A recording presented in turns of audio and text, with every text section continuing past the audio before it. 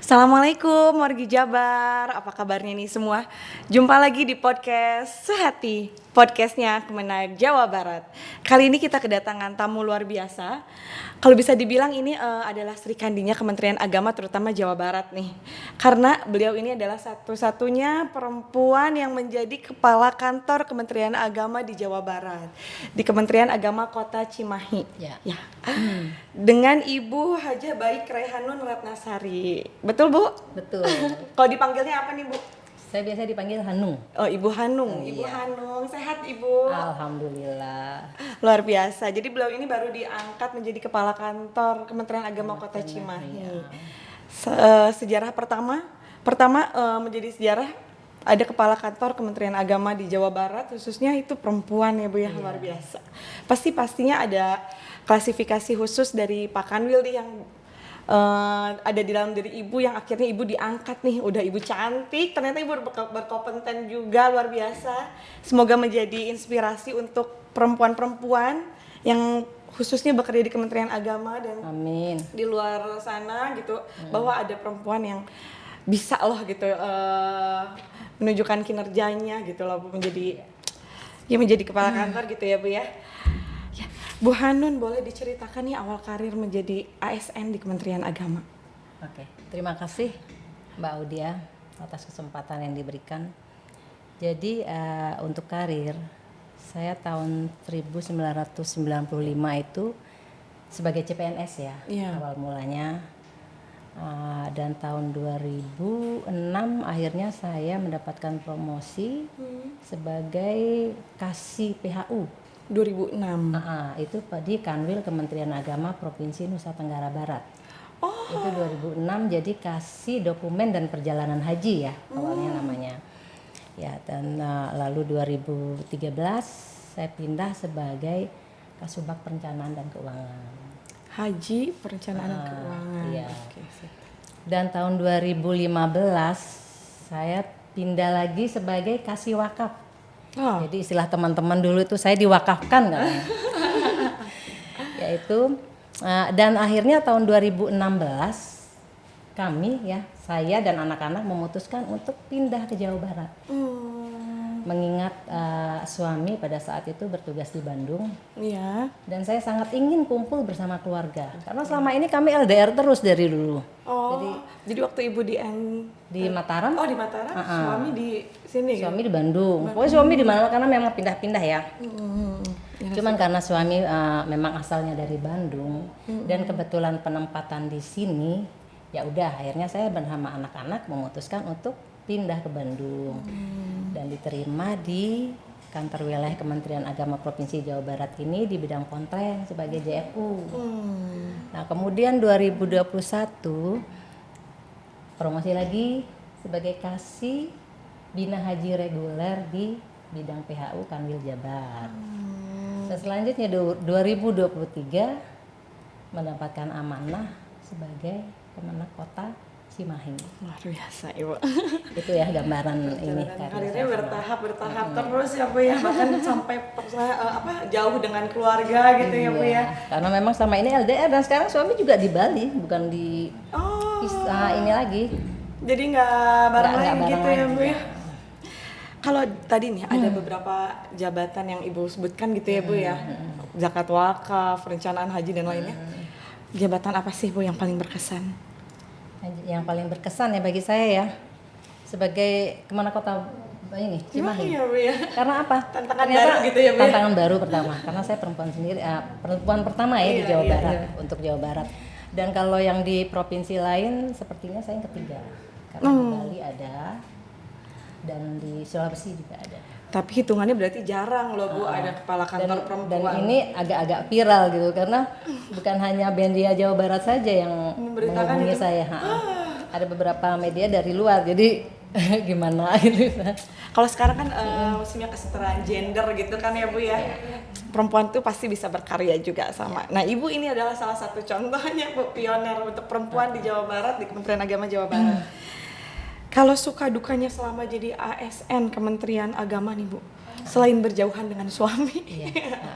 Suka dukanya ya, sukanya itu kalau kita dapat melayani masyarakat dengan baik gitu ya. Apalagi dalam suatu pekerjaan itu ada tantangan dan itu dapat terselesaikan dengan baik.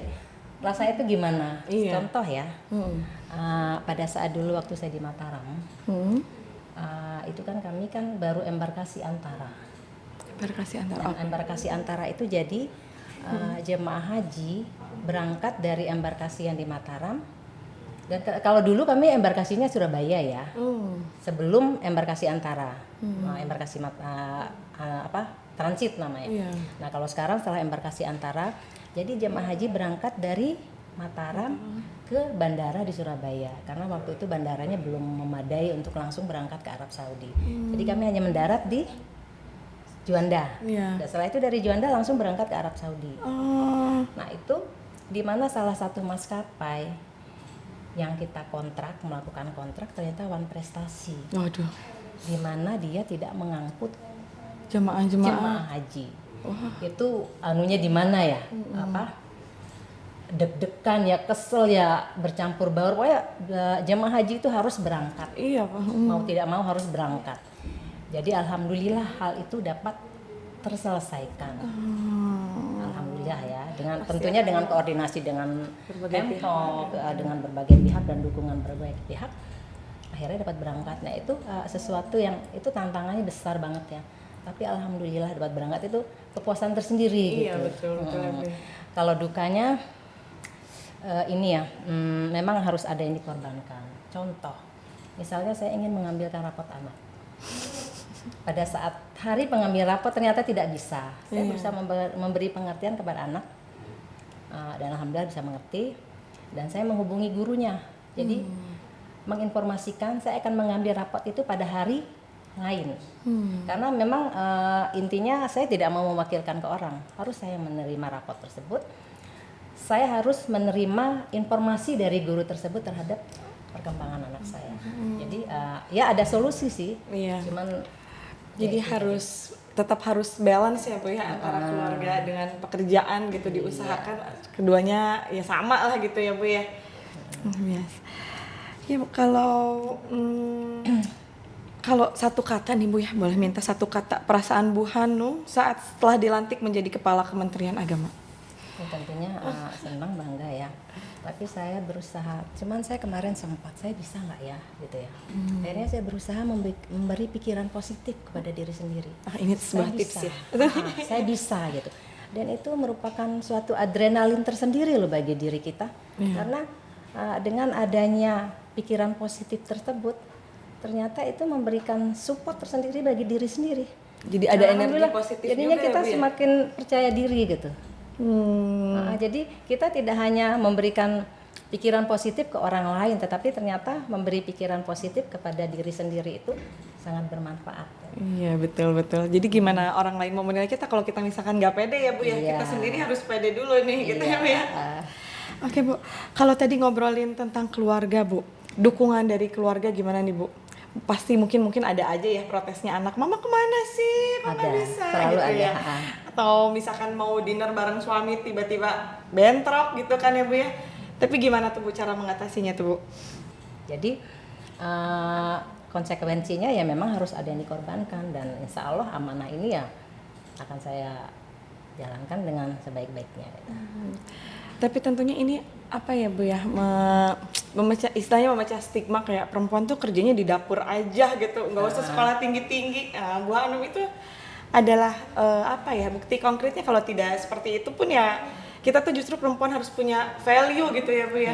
Tidak menyalahkan yang bekerja di rumah tangga juga pastinya punya tantangan tersendiri pasti. Tapi sambil bekerja juga pasti pokoknya setiap perempuan itu mau menjadi ibu rumah tangga ataupun berkarir pasti punya tantangan tersendiri ya Bu ya. Iya. Oke Bu, kalau sekarang program kebijakan apa sih Bu yang akan Ibu jalankan di Kementerian Agama Kota Cimahi? Nah, di samping kami melanjutkan program-program yang sedang dijalankan, juga mensukseskan 7 program prioritas Kementerian Agama ya, kita dukung. Dan di samping itu juga saya berusaha untuk meningkatkan pelayanan publik di sana. Jadi kami akan memberikan pelayanan yang efektif dan efisien. Pelayanan yang efektif itu yaitu memberikan pelayanan yang cepat dan memuaskan Dan pelayanan yang efisien itu memberikan pelayanan yang pelayanan apa sih yang dikehendaki oleh masyarakat. Jadi kita ikuti.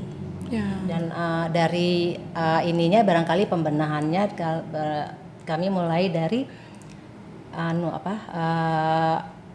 membenahi kantor dulu, penampilan kantor dulu, Biar nyaman ya Bu bersih, ya. tertata. Jadi nanti untuk pelayanannya dari satu pintu aja. Jadi pelayanan haji tidak tersendiri dengan PTSP, nanti kami jadikan satu di sana. Ya sementara kita benahi dari sanalah untuk kenyamanan dan untuk tercapainya pelayanan publik yang memuaskan. Iya, betul. Setuju Bu, karena kalau misalkan karena banyak yang menilai kayak pelayanan tidak, ya Mbak, masih ada gitu yang menilai pelayanan tuh menyulitkan, udah gitu memakan waktu yang lama, ribet gitu ya Bu, kesana kesini, tapi Bu Anung mau mengusung pelayanan menjadi terpadu satu pintu gitu ya Bu ya. Ya mohon dukungannya lah. Kemudian Bu, gak banyak nih perempuan yang berada di posisi leader seperti Ibu. Gimana sih Bu perasaan Ibu saat ini? Ya tentunya saya merasa bangga ya atas kepercayaan yang diberikan. Ya bangga. Betul, pastinya anak-anak Ibu juga pasti akan berbangga bersama Dan Ibu. mereka alhamdulillah mendukung dan suami juga mendukung. Alhamdulillah, karena kalau keluarga udah mendukung tuh rasanya lebih apa ya Bu ya? Ya lebih semangat aja gitu ya Bu ya untuk menjalani semuanya gitu ya Bu ya. Iya.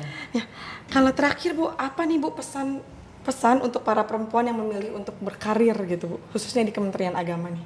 Ya. Pesan saya kepada perempuan yang berkarir, pandai-pandailah membagi waktu antara keluarga dengan karir. Jadi kalau seandainya hari libur, gunakan sebagai family time. Betul. Ya. Kalau seandainya waktu bekerja, gunakanlah sebagai waktu bekerja. Jadi dedikasikan untuk kantor gitu. Jadi untuk ini ya, mom working itu berdasarkan kesuksesan dari pintarnya mereka membagi waktu. Jadi apabila mereka bisa membesarkan anak dan bisa membesarkan karir dalam waktu yang bersamaan, itulah perempuan yang sukses. Dan juga saya tadi lupa ya. Jadi sekarang ini saya sedang menggaungkan untuk memberi semangat kepada teman-teman di Kota Cimahi. Iya. Jadi kami ada slogan. Apa tuh Bu? Slogannya adalah Kementerian Agama Kota Bekasi. Kementerian Agama Kota Cimahi berseka. Berseka itu bersih-bersih ya. Iya. Tapi berseka di sini beribadah, sehat, komitmen dan amanah. Oh, jadi Kementerian Agama Kota Cimahi. Kota Cimahi berseka. Mudah-mudahan terjalankan ya Bu ya slogannya. Terima kasih banyak Ibu atas waktunya. Terima kasih kembali kesibukan Mbak Ibu yang Aldi. padat ya Bu ya. Terima kasih banyak. Mudah-mudahan ini menjadi inspirasi untuk banyak perempuan gitu ya Bu ya. Satu tips dari Ibu yang perlu saya ingat karena saya juga sama bekerja, yaitu tadi ya Bu ya, harus bisa membagi waktu antara keluarga dan pekerjaan. Kalau lagi-lagi bekerja, dedikasikan waktumu untuk kantor. Working tapi time-nya. Di hari libur kalau memang tidak ada kegiatan, Family time. Family time. Oke. Terima kasih banyak buat teman-teman semua yang udah dengerin. Kita tutup ya Bu ya. Sampai jumpa lagi di podcast Sehati selanjutnya. Jangan lupa subscribe, komen. Kemenag Jabar. Assalamualaikum warahmatullahi wabarakatuh. Foto dulu Kak. Oke. Lihatnya ke kamera sini. Malah pakai gaji. Merendeng. Oke. Untuk presenternya cantik nih. 1, 2, 3. Oke, sekali lagi dong. Sebentar Teteh, boleh nggak? Aku juga tuh ingin.